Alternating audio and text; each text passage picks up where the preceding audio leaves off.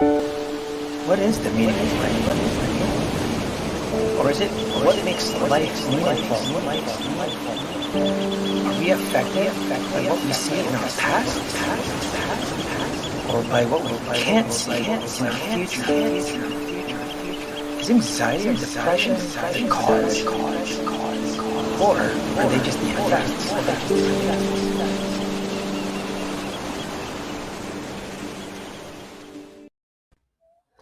Hello, everybody. Welcome to Thinking Out Loud Live. My name is Ricardo Zulueta, and I am your host. And this show was made possible by Start Day One, which is a nonprofit foundation for mental health and suicide prevention. Basically, we have a more proactive approach in helping people rather than reactively waiting for mental health issues or suicidal tendencies. So everything we do is just try to help you before you even get there.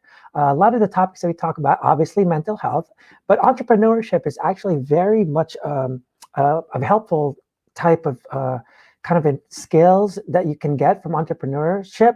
And it really kind of ties in with mental health a lot. This is why we have this one guest where actually our topic for today is going to be about pursuing your passion and preventing burnout, which is very difficult to do.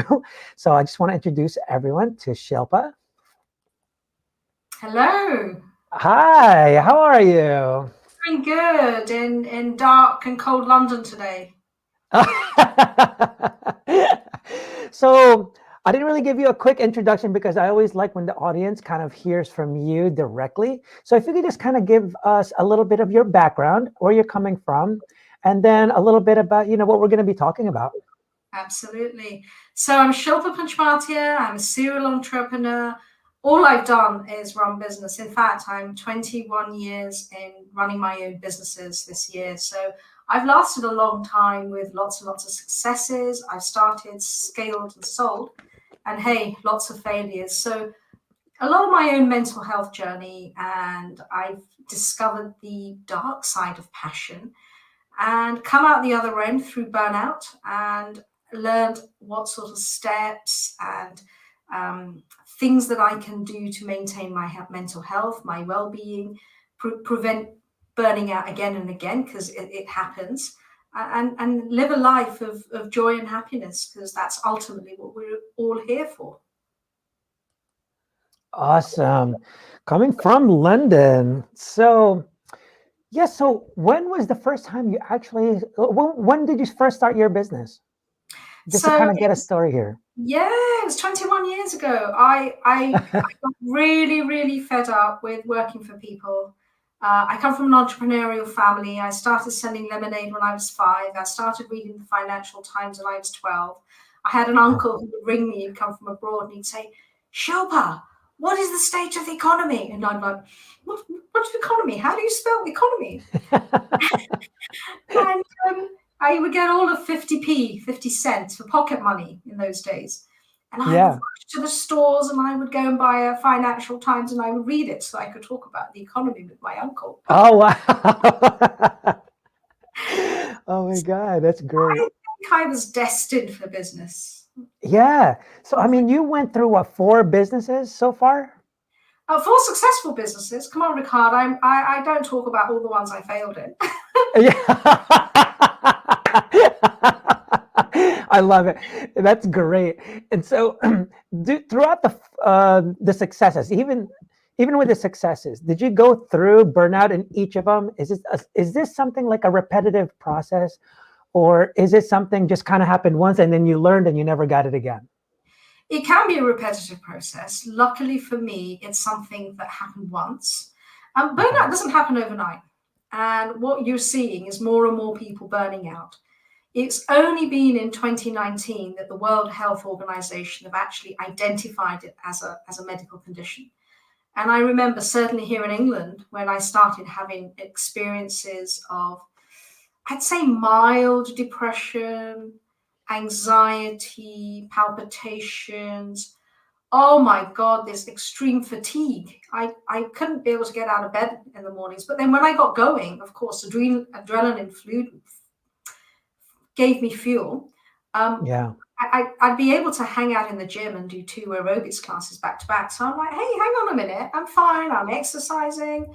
I'm Yeah. partying. I'm running my businesses, but Yeah. I'm exhausted. Yeah. And it happened the once to me, and those were the symptoms. It's very difficult, from what I've been understanding now, to see the difference between depression and burnout. I, I, I Mhm. I think that's one specific challenge. So very similar symptoms, and actually understanding what the difference is.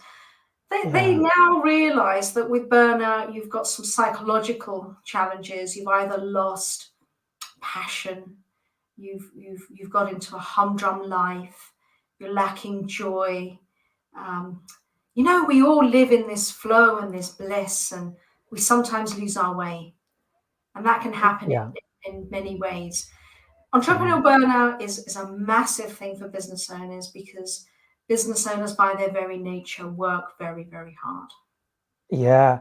It's funny. One of the things that I tell, the audience and people that I've talked to is one of the biggest things, whether it's your personal life or your business life, it all kind of stems from your purpose, right?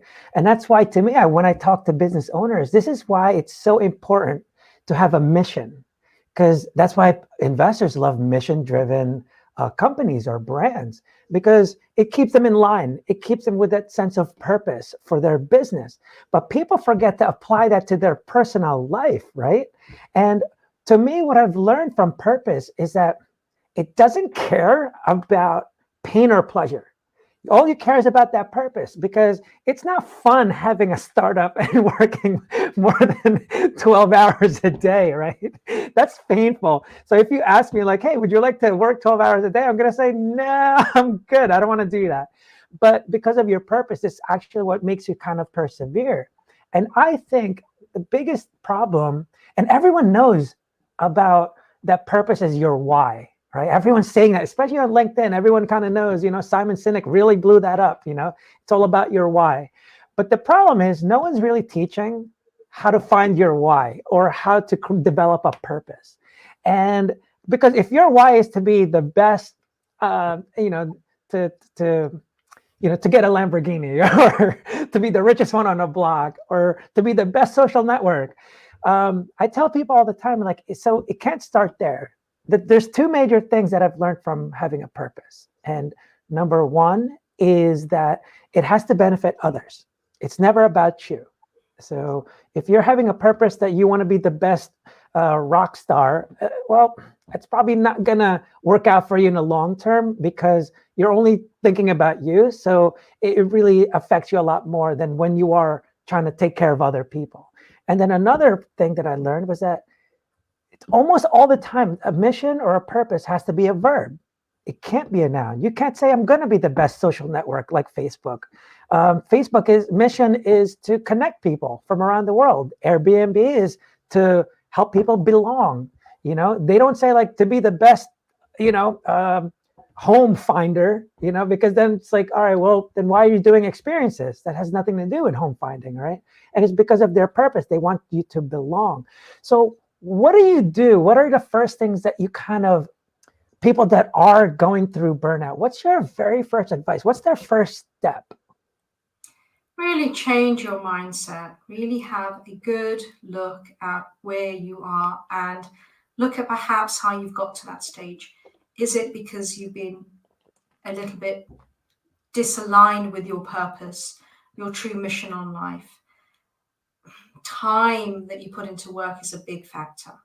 That's the second thing. And the third biggest thing is that someone on the line, I've noticed, and certainly happened for me, you've lost joy. You've lost joy in your life. It's such a simple thing, but you've actually lost how to find that joy in your life, in your work, your passion, your purpose. And it's easily done being an Yeah. entrepreneur. I was running a digital agency for 10 years, so I was a long way into it, and I'd lost my way. Um, I think what really helped me, and what I encourage a lot of entrepreneurs, business people to look at, is there's a Japanese term called ikigai. Yeah. Evaluate it, look at it. Ikigai is phenomenal, and when you look at it rationally, it doesn't kind of make sense. You think, oh, I've got to go and find a way of evaluating this myself. But if you allow yourself to flow, actually find what your values are, what people want to buy from you, what you're good at, then find that element of bliss. Ikigai is what lets you wake up in the morning. And I really encourage that people find that bliss in their life, whatever way it is. I kind of stumbled upon mine. I did it logically. Oh, okay, let me let me write lists, let me get a coach, let me work this out and make it a project. But it was Yeah. more a flow and a holistic approach, which really worked. Yeah, yeah. So one of the things that talking to entrepreneurs and stuff, or even just mental health, I always tell them, all right, you have to always remedy the cause, not the result. Because if you keep trying to remedy the result and the cause is still there, well, you're going to keep getting that same result that you're always trying to fix, right? I mention this all the time, like, stop trying to get the better mousetrap. Figure out why the mice are coming in, because maybe all you needed was duct tape, you know? So talking about burnout, I just want to, I'm curious what your insights are, because obviously people go through it. What do you think causes the burnout? Because we can talk about burnout and this and, that it happens, you get lost, but let's talk about, like, all right, why do you think, or how do you think we end up getting lost? Like, what's the cause of that, you think? So I think fundamentally it's self-care. People are not taking care of themselves. I think that self-care can be broken down into three areas. There's a physical element. I know for me, I've been so passionate about work. I've had global businesses and I've done nothing but work because you want to get that baby off the ground. When it's off the ground, you are passionate about it and you want to grow it. You want new markets. You're constantly learning. You're looking after your teams. You're putting in a culture. There's so much to do that Yeah. it takes over your life. I think so. That's a physical element of it. I think the second element of it is an emotional element that we talked about values, we talked about connection, we talked about joy, and I think when you haven't given that enough presence, enough attention, it's possible to burn out. And I think the third element is just an element of structure in your life. Are you physically doing too much? And are you not having rest, relaxation, pursuing a passion project? We talk about living this balanced life, and today, especially in lockdown, I don't think there's work-life balance as such, but the harmony in life. Are we reaching Yeah. that element of harmony, which I think is so important? You know, I'm glad you actually mentioned that, because I heard it somewhere. I forget who it was. And it totally makes sense. Instead of trying to balance something like this, because you're always kind of less of something, more of something, the harmony actually makes more sense, because sometimes you don't need a certain aspect of your life more than something else at certain points in your life. So it definitely makes sense. And one of the things that I've learned that to kind of keep that, is really, I actually just posted this recently, that, sadness and depression, it's not really what you can see about your past, but it's actually what you can't see about your future. And sometimes that really creates this turmoil in us when you have a different kind of picture of your future. And to me, like, I'm starting to kind of go, not like, I get the idea of, like, living in the present and all that, because to me the most important thing about the present is that's the only time you can execute. Uh, the past is meant to learn from, just like financial statements on a company, right? And then the forecasting part, you're never going to reach any goals or anything unless you have some kind of future outcome that you're trying to achieve, right? So what are your kind of, or how do you talk to your clients or anyone that's trying to do something to develop their goals and, like, try to achieve who they want to be or what they want to become, things like that? Yeah, I think that's a really big question. I think, first of all, we've got to do some exploration around that. Because, like you said earlier, a lot of people go into business for two things: money and freedom. And then when they're in, yeah, You lose both. Well, if you're not good at it, you lose both. Right. That's the key. And and the entrepreneurs have been here since the world started. But I certainly think there's more opportunities for people to be entrepreneurs today.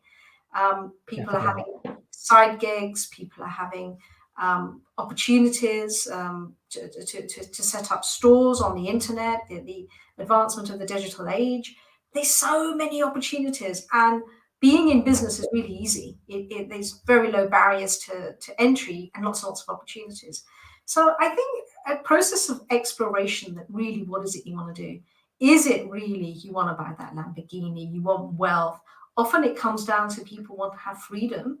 They have an idea, they want to innovate, they want to express, and they want to have some experiences in life of which finances normally help them. Let's face it, everybody needs money to do things with, and it's when you chunk it down, it's the experiences that people want. They want a better quality of life, they want a nice house, and it's actually being very specific with those goals and saying, where would you be happy and where can we get you to? And I think Yeah. that's one of the keys when you're setting goals and you're establishing a process and you helping an entrepreneur, a business owner, to work out what it is they want. Yeah, and it's funny, right? Because with goals, sometimes when people they want to get the first million or 5 million, whatever it is, and then they achieve it, they do this, and then okay, now what do I do? And that to me is like why you have to have that purpose in front of it. Because without that purpose, you can achieve this goal. And then you see people that achieve so many accomplishments and they still become like completely miserable. And why is that? You accomplished everything you've said. You said you were going to get a Lamborghini. You said a mansion. You said $5 million. You're achieving all these. And like, why are you still unhappy? And a lot of times it's because, to me, happiness is just a result. It's not something that you get and you're happy forever. And it's the same exact thing with depression and anxiety. Depression is not something, it's not the cause, and that makes you depressed, or anxiety. And all of a sudden you're going to worry about your business. It's like, no, you're worrying about your business. That's why you have anxiety. And people really need to differentiate the cause and the result. And they keep calling the result the cause now.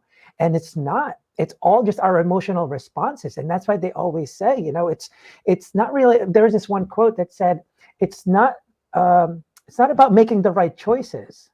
It's about dealing with the consequences, because you really truly don't really know what the right choice is. And in lean startup, right? Everything you know is an assumption until you get feedback or data. Like until you get feedback, because you think, oh, I think this is what they love to do. Like, yeah, but that's what you think. Why don't you find out what they think and then come back to me? Because until you get the real feedback or data, everything you tell me is just an assumption. So Absolutely. you're really not, it's not enough, right? And you can apply that in a personal life. And that's why I always put in entrepreneurship with mental health. There are so many things you can apply. Everything that you know, I've told this one guy, and it's like, you can either assume that like, well, I'm not going to get that girl's phone number. I'm a loser. I'm not going to make it. Those are all assumptions, all of it. Just because she's cute and you think you're this loser, it's like, yeah, but you don't know until she says no. She might have said yes, but you'll never know. So it's like, get the feedback, get the data. But afterwards, you might want to learn why. Just like when you go up to investors, right? Don't get mad at the investors like, that investor doesn't understand my business. And they get mad at them. And it's just like, no, maybe it's because you just didn't explain it well enough and they didn't get it. Or you're just not, but you have to learn like, hey, why aren't you investing? Like, why not this round? What are you looking for? Is it my metrics are off? My team is not good enough? What's happening? Because you're not going to know what to do next until you get that feedback, So it's really interesting that all these things that you can really apply to that. So talking about that, I'm curious, I want to hear your worst burnout session. And I want to know, because to me, it's all about making that decision. Nothing happens without the decision. And I know almost all the time, it's something intentional. When you were feeling burnt out, what was like when did the decision happen? Actually, first talk about the burnout, what your mindset was, what were you thinking, and then basically what changed your perspective to make that decision. Yeah, that's a really interesting question, Ricardo, because when I was going through this period of burnout, I shared with you earlier, I had no idea I was burning out. I was fatigued. I kind of had this malaise. I was kind of like, things happen and you don't say, oh, I'm burnt out. The doctor says I'm burnt out. You carry on with life and you know something's wrong, but you can't put your finger on it. And I think that's where I was. Um, I felt tired. I didn't have my regular vigor. I was probably feeling a little bit bad about life, but I thought it's just one of those phases. And it really hit home when I was cooking dinner for some friends, and it was 6 o'clock, cold, dark January evening, and I collapsed. That was it. Oh, I collapsed. And I wow. lay there on the cold kitchen tiles. Wow. Shit. Oh, I have to do something about this. man. And I was working with a coach at the time, and I wanted someone to speak with, so I reached out and we had a Yeah. conversation. She said, "Well, you've been courting a trade sale for the business. Maybe this is something that you need to think about, and it's a good opportunity." And I was fortunate that I had an exit plan for my business, and I sold the business, and it's a trade sale, and I took some time out. When I took the time out was the real time that I actually appreciated what had stacked up in my life. There was a lot of trauma that I hadn't dealt with. We all know that when we have feelings, feelings create an emotion. And those emotions stack up in your body and they sometimes cause anxiety, depression, negative feelings, sadness, call it whatever you want. But they're there. They're there in your cells in your body. And we spend time and energy resolving them and removing them. And I probably hadn't given them due attendance.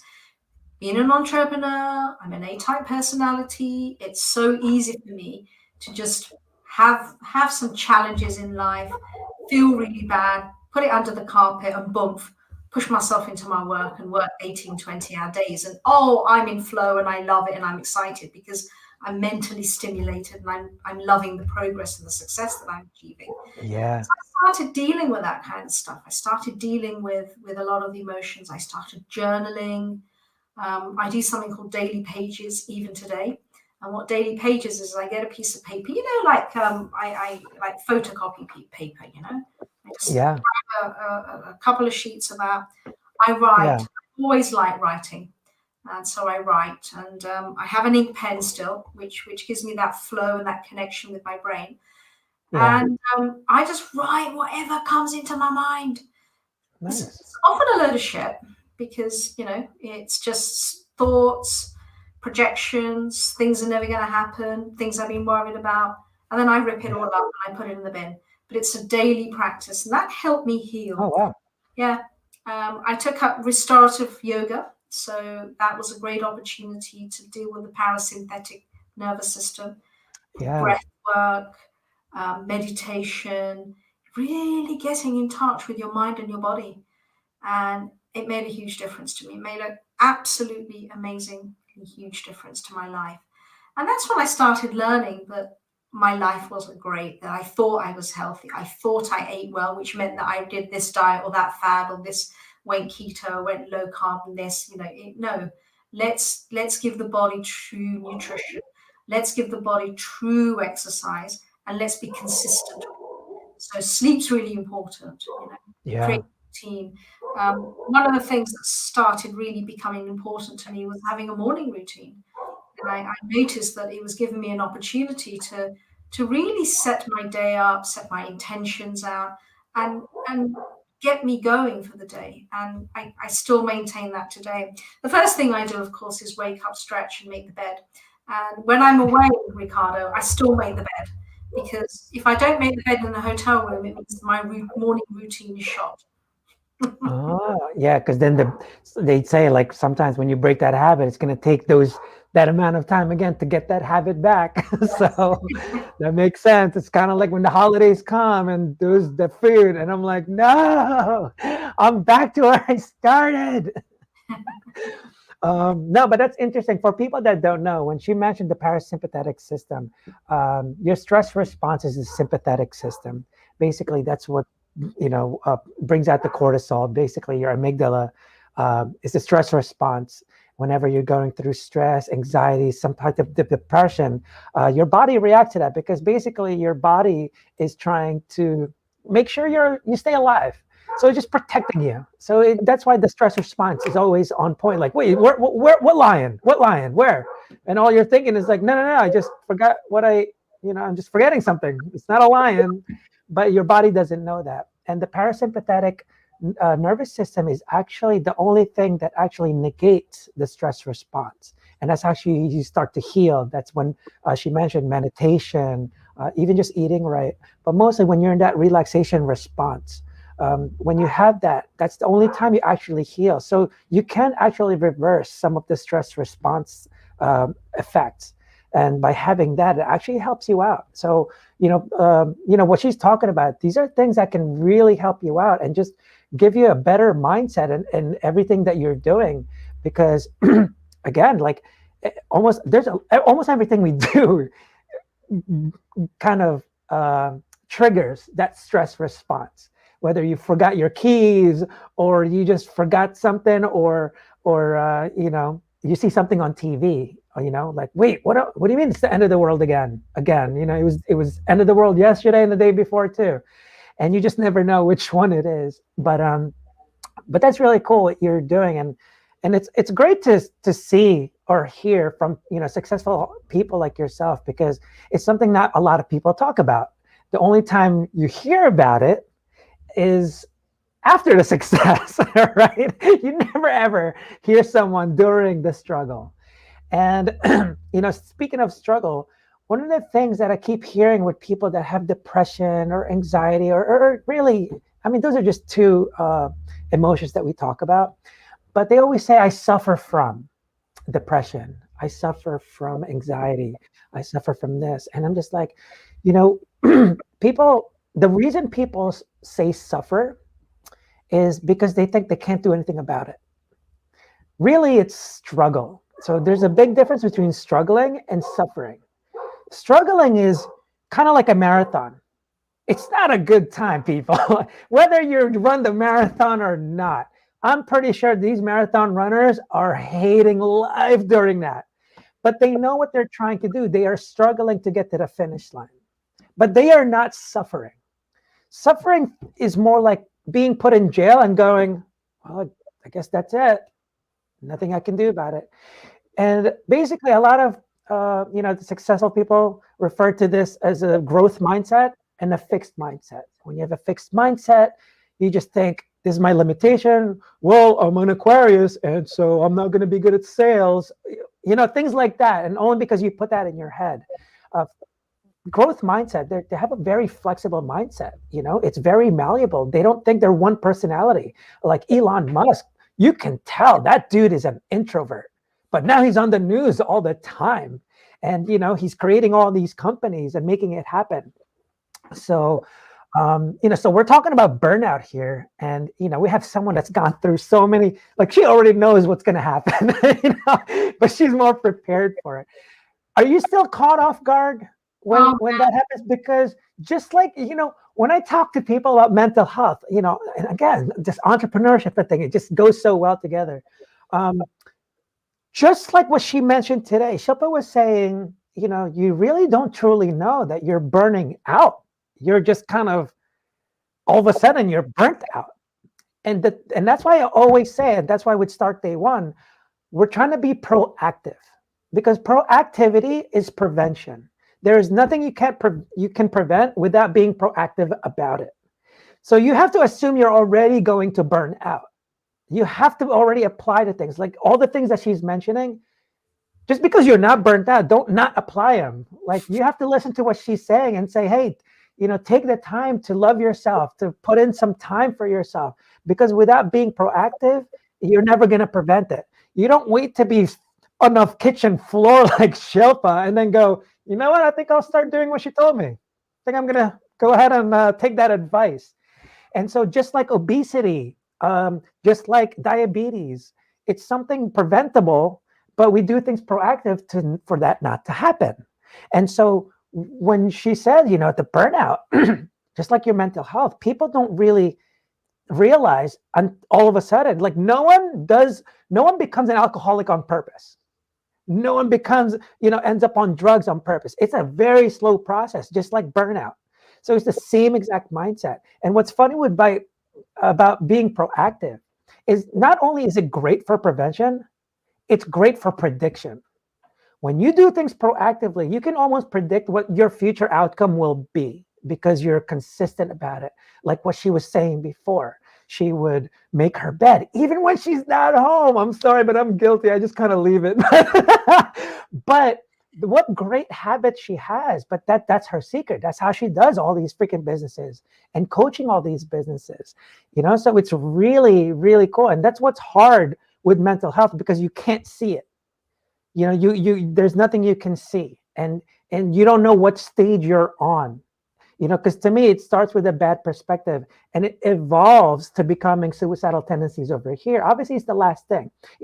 Over here is Monday sucks, the job sucks, burnouts right here, alcoholism, drug abuse. And this is just really the last of the thing. So I'm hoping people's perspective changes, that it's not just like, stop trying to be reactive and waiting for burnout. Like, listen to everything Shilpa is saying, and apply it today. It's not something you apply later on. Yeah. So what, with your business coach, can you explain a little more with your kind of what you do for businesses and how you help them grow? Yeah, absolutely. Thank you. Before I jump into that, I just want to piggyback a lot of what you said.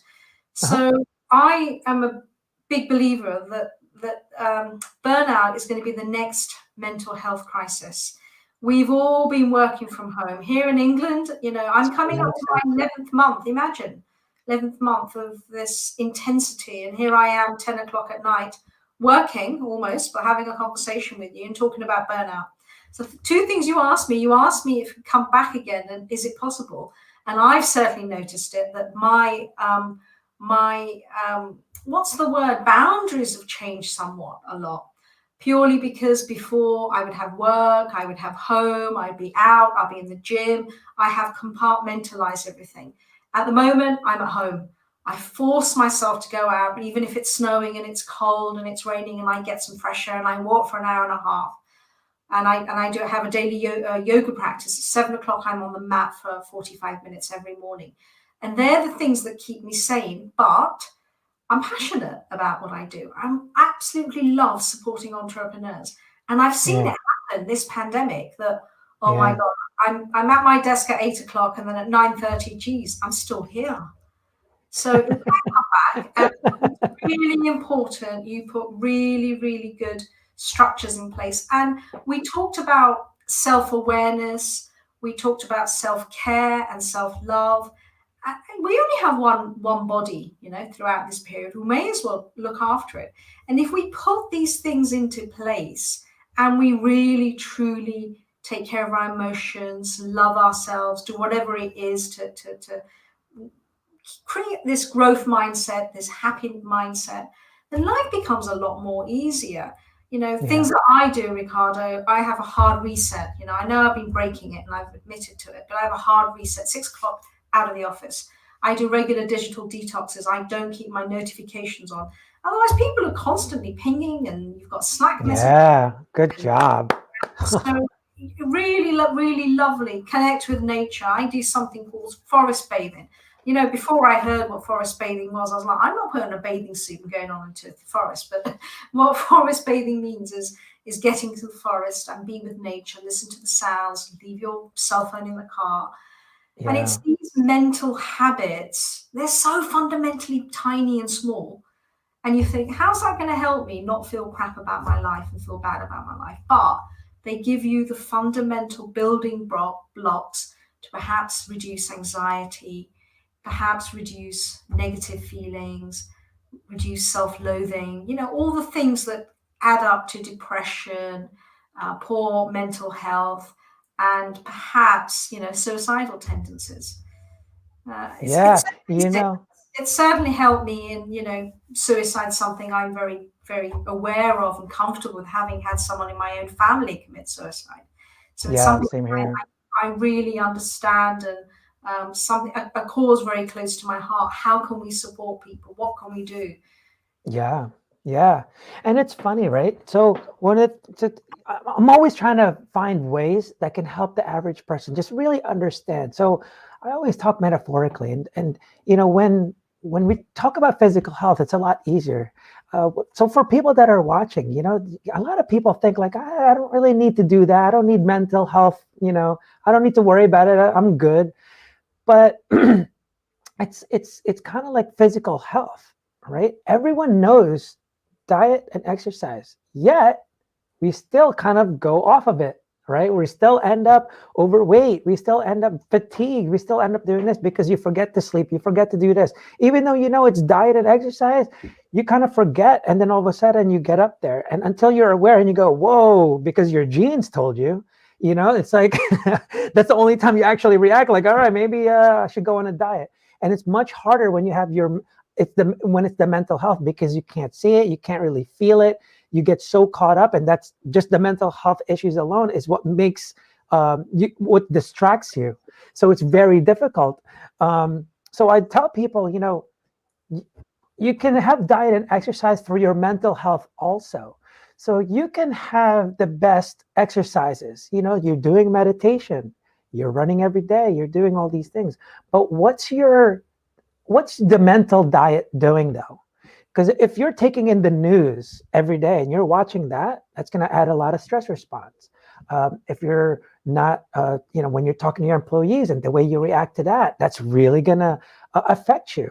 And, all the things that she's talking about are almost all these, like Shilpa was saying, these are just small things you can do. Yeah, but it's just having a diet is a small thing to do. All you're doing is eating the same amount and you're not doing anything crazy. But why is that? Because I talked to a fitness instructor and he said 80% of your physical health is the diet, not the exercise. Exercise is just 20%. And I believe the same thing for the mental health. I think the exercises will help, but if your diet sucks, it's going to be really, really a big effect on you. So taking the time to be one with nature, those are those little diets that you can take that your brain will just kind of taking in. And it's something you can't even really explain. It's just like food, you're eating and you're like, I don't know how it's making me healthy, but it is, like something's happening. Like I'm losing weight with this keto thing, things like that. But you'll be surprised just going to the ocean. And like she said, like just turning off your notifications at 6 p.m. because you're not working anymore. Those are those little things like, it's almost like those are the cupcakes, like for your physical health. You're like, all right, if I just don't look at the cupcakes or if I don't buy the cupcakes, you're not going to eat them. Well, that's what she's doing. These little tricks that she's doing to prevent that, eating healthy instead of getting McDonald's. She's like, I'm going to make my bed just to keep it a habit. And same thing with diet. At first it sucks, but then after a while, it just becomes like, it's what I eat. And you almost don't even fiend anything else because it's so much easier. So it's so cool that you're doing all these things, like, the way your routine is and the way you take the time. And I mean, you're like, whether it's rain, snow, or sleet, you're like, I'm taking a walk, Well, I have to say something. Excuse me, that's really important. And that is, I got to this stage after I became really sick. I had to burn out. I had to sell my business. I had to take, I think, 2 years out of my life. For 3 months, I didn't leave the house because I just couldn't. I physically couldn't move. I had no energy. They have levels of burnout. I think I was level 10. It doesn't exist. I was straight out. What I'm saying is that, often we can learn from people's mistakes. That's one of the big things that education and information gives us. And my story, my recommendation is take some advice from people that have been there. Don't wait until you get sick. And unfortunately, I wish I'd taken better care of myself when I was younger and not worked so hard and lived more life. I make up for it now, I promise you. But I think back and I think, should I die today? Am I going to think that, oh, yeah, I spent so much time in the office doing spreadsheets and making so much money? Because there's only so much money that you need. Buying the best cars. I don't even own a car now because I found out I wasn't even driving it. I walk everywhere, I Uber. Right. That's hilarious. And all the things that you're talking about, like, when I tell people, like, yeah, you have to have having a future mindset. It is so valuable, because when people get lost, the first question is, well, where the hell are you going? Of course you're lost. Every turn is going to be wrong because you have no idea where you're even trying to go. And more importantly, why are you even going there? Like, why are you going there? And that's your why. And I say this almost all the time, but when I hear someone say they're lost, I always picture someone that's driving in the middle of the highway and said, I'm lost, and put it in park, because that's what they're doing. Like, you're not rerouting like your GPS said. You're not looking at where it is. You're not looking, oh my God, there's an accident up front. I'm just going to stay right here then because I'm lost. And it's just like, that doesn't make sense to me, because would you do that if you're driving? Would you just drive and have no destination whatsoever? I mean, I guess sometimes we just go for the drive, but in your life, sometimes, you have to have that. And when I say you have to know your kind of like your future, you really want to think about the future version of yourself. And that's one of the best ways, actually, for me, it's helped out preventing imposter syndrome, because I know my level, I know who I am. If I didn't think about my future self, I'm like, I'm not even close to who that future version of me yet.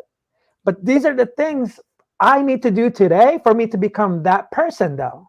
And so I don't feel like an imposter. I'm like, well, how else am I going to get there? I have to go here. I got to talk to Shilpa, man. I got to do a podcast. I got to, go talk to founders. I got to go on LinkedIn. You have to do all these things, and you may feel like an imposter, like you don't know anything, but like, well, how else are you going to get there? How else are you going to get there? And when you think of your future version of yourself, I'm assuming that you're thinking of a happy one. Because what happens is, when you have a happy future version of yourself, you will take the time to smell the flowers. You will you will shut off your notifications at 6 and hang out with your family, because you don't want to be a burnt out entrepreneur that has a lot of cars. And because if that's the future version that you're looking for, that's exactly what you're going to get, because you're proactively trying for yourself to get there. Well, if that was your goal, what do you think you're going to get? And it's funny when people talk about success, right? They're like, I don't understand, but Shilpa was successful. Why would you even get all depressed? And I'm like, the first question when I hear that, when they talk about even rich and famous people getting depressed, I always ask them, like, do you think money can buy happiness? And almost all the time, no way. So why are you so surprised that even though they have money, why can't they be unhappy? Like, why are they not allowed to be unhappy? But you just told me that's not what gets happiness. And so that really straightens them out and go, oh, yeah, they still have problems, they still have family, they still have issues from the past and things that they can't see in the future. Like, they're still going to go through that. And your perspective is always shifting. Shilpa over here has 4 successful businesses, and I bet your perspectives still shift, going like this. I'm having such a bad day, while people that are homeless are looking at you like, yeah, really bad day you got there, But you just kind of get lost, because your perspective is really all it is. It's not your situation almost all the time. When you talk about people with depression, people with anxiety, all that stuff, it's never really your situation. It's your perspective on the situation. I've told someone before, it's like, it's not that you have a shitty life. It's just that you have a shitty perspective on your life. That's really what it is. Because are you dying today? Like, what's going on? Do you have a house? So you're good. So what's the problem?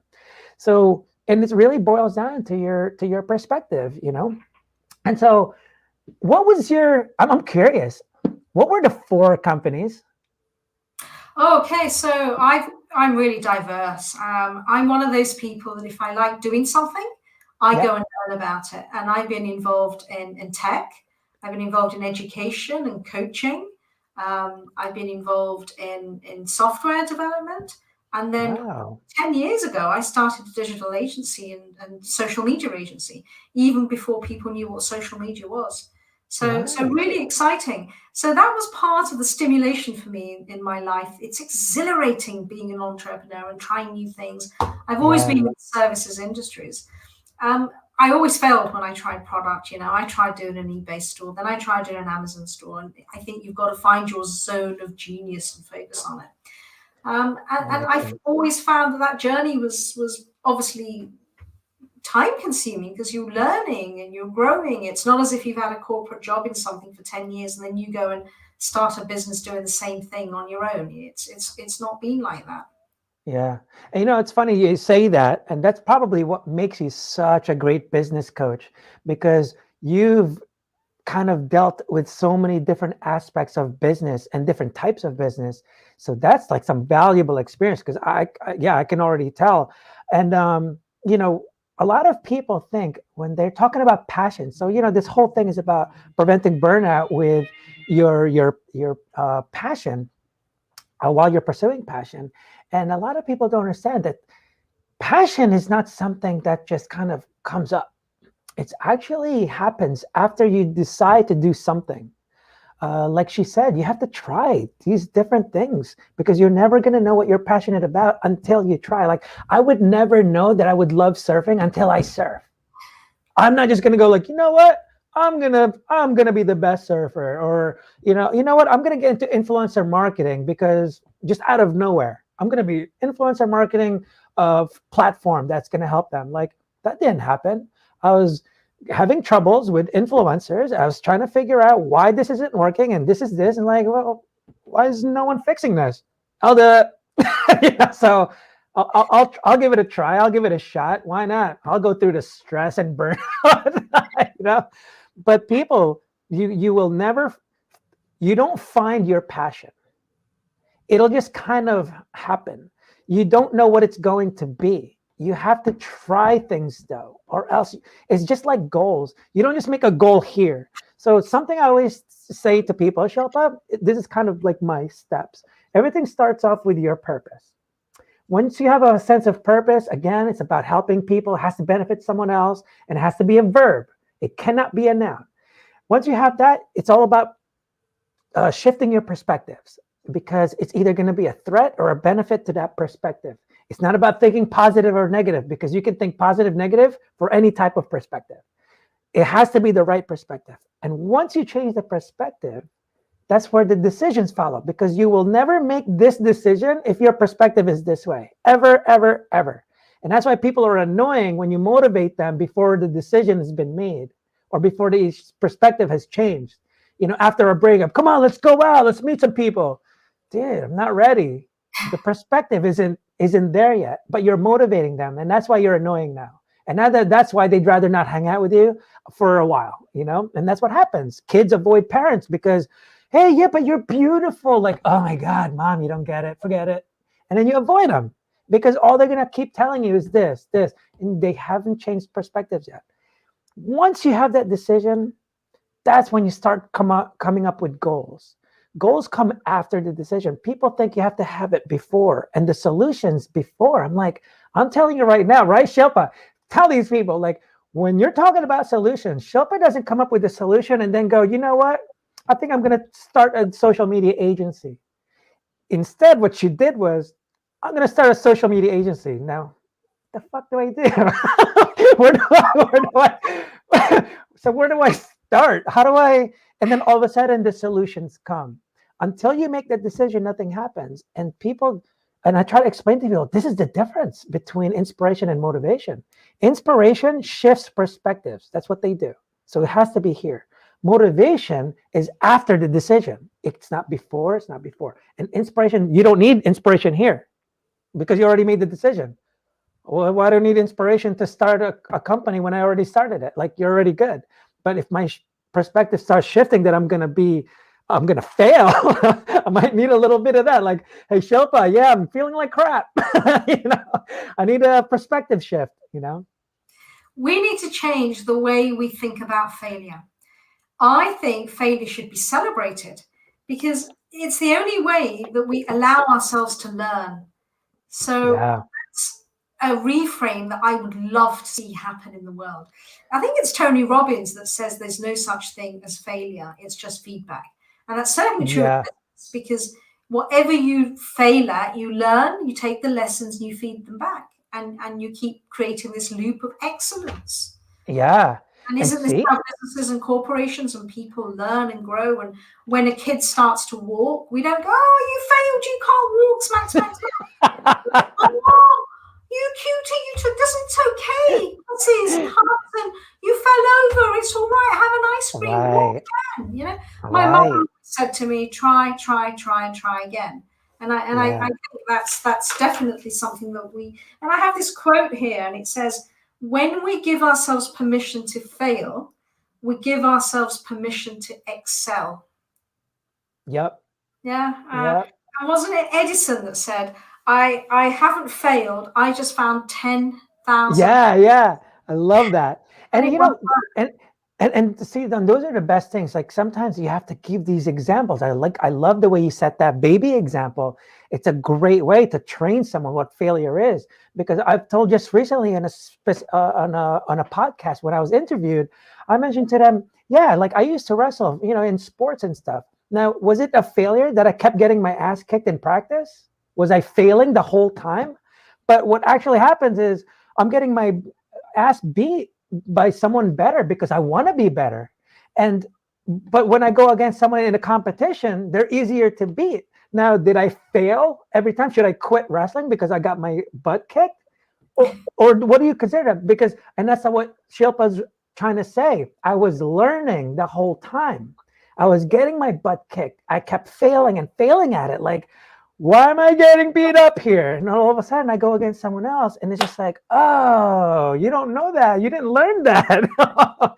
Like I learned that from that failure back then. And it's really just that word. And people think failure is like this: failure, success. Yeah. And then that's it. Once you go failure, like, you can never go back to success. Yeah. But really it's failure, failure, success, failure. It's really not even failure, success. It's just like it just keeps on going. And even in the Lean Startup, the book Lean Startup talks about that. And that's when I started realizing, like, if it's impossible to fail, it's actually impossible to learn.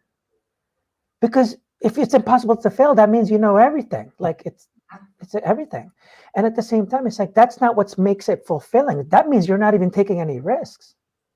You're not taking any risks because you know everything you're doing and that's what you're going to stick with. So because I tell people all the time, that's not the reason it's not fulfilling. Let me give you an example. It's like playing a video game and beating it in one session.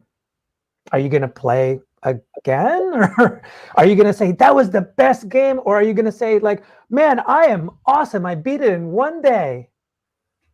But are you satisfied? Are you fulfilled? That's like seeing a high school sports team going against the elementary school and saying, yes, we won. Yeah, but they were elementary school, So it's that satisfaction. You have to take that risk or else you're never, ever, ever going to learn. And sometimes people think that humans are weird, we don't know what we really want. Kind of like when women say, I want a nice guy, but there's so many of them. There's so many of them, but you don't like them because they don't give you the challenge, and people don't understand what I mean. So sometimes I have to say, like, have you ever seen a movie without conflict or challenge? Like, it's not a movie. It's a documentary. Like, you need the conflict, you need the Darth Vader in there. You can't just have everyone happy the whole movie and go like, okay, that was great. You didn't learn anything. Nothing at all. So all these things that are happening is actually what's helping people. And I love that you're talking about, Shilpa, like you're saying, like, we have to change our mindset on this because everything we do, Shilpa has multi companies, but everything stems from her mindset. Whatever company she's dealt with, whatever relationship she has today, it's all based on her mindset, period. And that's why we have to work on that, because it's going to affect every part of your life, right? And it's not been easy. It's not been an easy journey creating that mindset. So I remember learning about personal development, gosh, back in 1998. And we'd read books like, I think I've always wanted to be successful. Napoleon Hill, Think Yourself Rich, all these classics. You didn't Yeah. have the plethora of personal development books you have now. And I think I started looking at the guru of personal development, Tony Robbins, and followed him around the world and Yeah. learned how to create a mindset of excellence. That first of all, I could change my mindset. I think that's the biggest thing. That you have the ability and the opportunity to change your.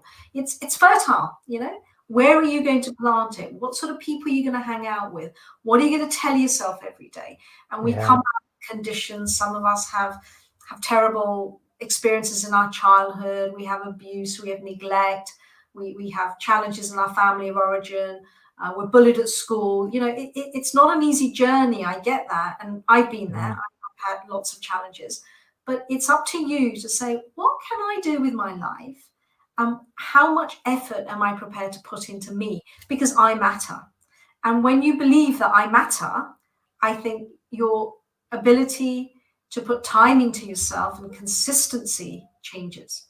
And that's really a true key turning point for many people. It certainly was for me. Yeah, no, that's a great point. What you mentioned, asking the right questions sometimes is what helps. And I was thinking about this. Someone asked, and I don't know why I didn't think about it, because I always talk about, like, it's a perspective, right? But I'm only telling them. And then they're like, well, so how do you change perspective? And I was actually like, huh. I never really thought about it. And one of the things that I came up with was like, you just actually have to be curious. Just like what you just did. Well, what if I did this? Would I achieve that then? Well, what if I do this? When you have curiosity, you're able to shift your perspective even better, because all you're doing is trying to ask these questions. When you ask the right questions, it leads you there. And it's funny, you mentioned before, with personal development. I remember when it was a turnoff when you read personal development books. Like, what are you reading? Nothing. Think and grow rich. Oh, you're gonna be rich, I guess. Ricardo. Wait, what's that? You're as old as me. I would hide them in the tube, Right. Right. You're like, what are you doing over there? What are you listening to? Who's Anthony? Who's Robbins? It was embarrassing. You wanted to make something better, and you wanted to better. Yeah. It was almost as if you accepted or acknowledged there was an inadequacy in you. And today, if you're not pursuing growth and opportunities and success and changing this beautiful life that we have, then there's something wrong with you. That's advantage. That's so true. That's so true. Yeah, they immediately think like, why are you something wrong with you? You must be unhappy. Like, that's why you're reading self-help books. And that's how it was. But you know what's funny though? Like you mentioned, there wasn't as many as there are today. But what's funny is we have so much more access to inspirational, motivational content, more access to mental health assistance for calling, websites, phone numbers, whatever. Yet suicide rates are going up, mental health issues are going up. And to me, what is causing that? So I always try to look for the cause. Like, why is that? What's going on? Because number one, all those are meaningless unless you actually make a decision, which is great because you just said that. It's like you have to decide to do this. And that's why I emphasize the decision is what's the most important thing, because we can talk about everything that Shilpa mentioned. You can apply that. I mean, you can listen to it and learn it and know all that. But until you apply it and make the decision to do something so that you don't end up on a kitchen floor, it's not going to do anything. Completely waste of time what we did here. Completely waste of time. And that's why we always emphasize this, like, change your perspective, and that's what's going to make your decision. And I hope that Shilpa helped with that, sharing her experience, and going through it and then talking about the solutions. What do? Go for a freaking walk. Shut off your damn phone. Make your bed even when you're not home. These are like her tricks because she's been there. She's been there. So let's freaking learn from that. Like now she's gonna make me feel guilty going in a hotel and I'm not, I'm already feeling it. I'm like, all right, I guess. But yeah, and that's number one is the decision. And number two is I believe that the perspective on mental health itself is actually the problem. And because people are being taught uh, bad things about mental health. Because in the UK, I interviewed somebody and he said that 1 out of 4 are on antidepressants now. I forget the age range he mentioned. And I'm just like, 1 out of 4? That's kind of massive. The thing is, why? You got to ask why. That's the only way you get to the cause. So what's causing that? So number one is what I said. It's like it's the mental health perspective. Like, everyone thinks of these mental health issues and they only focus on depression and anxiety. Those are just emotional responses. Why are we not going to talk about envy and jealousy, anger? Why aren't those involved? Those are just emotions. They're just emotional responses. The key word all the time is the response. That means it's responding to the cause. Something is causing the depression. Something is causing the anxiety. Anxiety doesn't cause anxiety. That's just not how it works. You don't say like, oh, you're obese because you're obese. So, and they always say like, oh, but it's the chemical imbalance.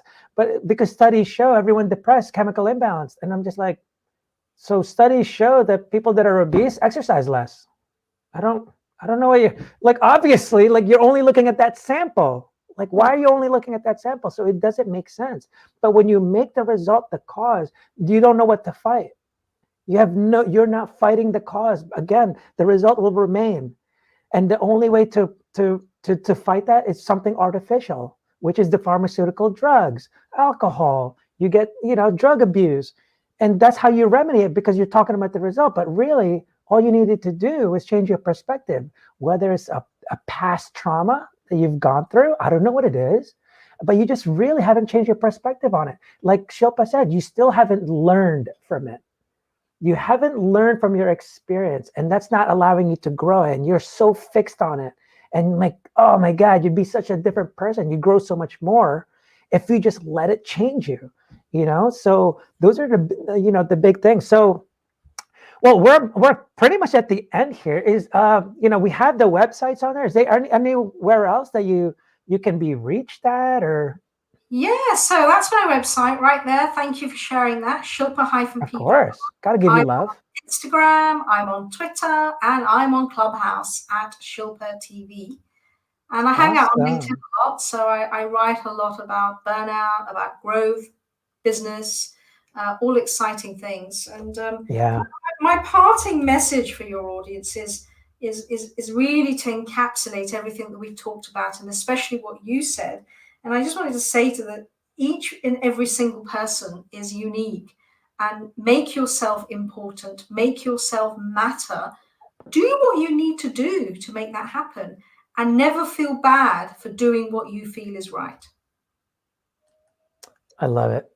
I want to hug you. Thank you so much for taking your time and going on our podcast and helping us change people's perspective to hopefully just make them better, give them better lives and stuff. So I know you're a very busy person, so you're probably going to add another successful company in there somewhere. But really, I appreciate your time. Thank you so much. It's been a pleasure, Ricardo. Thank you for having me, and I really enjoyed our conversation today. Likewise. All right. Thanks, everyone. I hope everyone learned something. Until next time.